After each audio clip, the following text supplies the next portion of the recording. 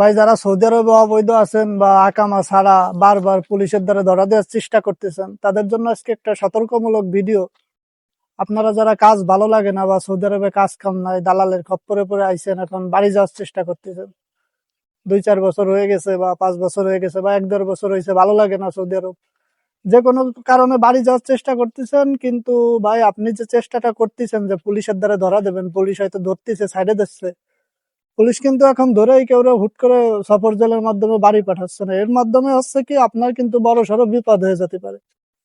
কি বিপদ ভাই? আপনারা যদি পুলিশ ধরে এবং ধরে যদি থানায় নিয়ে যায়, থানায় নিয়ে যদি কোনোভাবে আপনার ফিঙ্গার দেয়, তাহলে কিন্তু আপনার 1,000 রিয়াল জরিমানা আসবে। এই জরিমানাটা আপনি হয়তো কোনোভাবেই দেখতে পারবেন না, না আপনার SMS এর মাধ্যমে দেখা যাবে, না আপনার আফসারে শো করবে, কোনোভাবে এই জরিমানাটা আপনি দেখতে পারবেন না। তো আপনারা হয়তো পুলিশে ধরে নিয়ে আপনি ভাববেন দেশে পাঠাই দিচ্ছে, কিন্তু থানায় নিয়ে যখন আপনার ফিঙ্গার নিয়ে ছাড়ে দেবে, তখন ভাই আপনার বিপদের আর শেষ নাই। আপনি আর দেশে যাইতে পারবেন না, ওই 1,000 রিয়াল শোধানো লাগবে, এরপরে আপনার দেশে যাওয়া লাগবে। আর নয় আপনার আপনার এই সমস্যা যদি এই 1,000 রিয়াল জরিমানা চলেই আসে, তাহলে আপনি কোনো জায়গায় যায় আর এটা ঠিক করতে পারবেন না, না কোনো এজেন্সি, না আপনার কোনো ওই থানা বা পুলিশ ধরে বা কোর্ট ধরে বা উকিল ধরে, যারাই ধরেন আপনার কোনো কাজ হবে না। এটা আপনার ঠিক করতে হলে আপনার সেই সফর জেলে যাওয়া লাগবে এবং ওদের কাছ থেকে একটা ফাইল উঠায় ওই টাকাটা পরিশোধ করে এরপর আপনি মুক্ত পাবেন। শুধু কি মুক্ত পাবেন যে আপনার ওই টাকাটা আপনি পরিশোধ করছেন, কিন্তু দেশে আর যেতে পারবেন না। পুলিশে ধরলে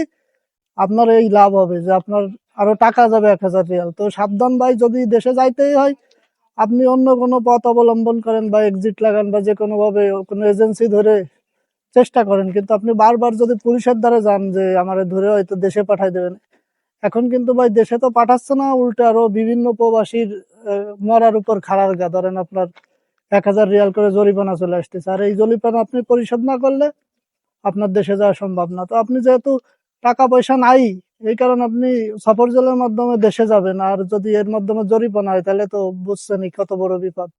তো সবাই সতর্ক থাকবেন, এইসব বেশি ব্যস্ত হয়ে আপনারা পুলিশের দ্বারা বারবার ধরা দেবেন না, তাহলে বিপদ হয়ে যায়।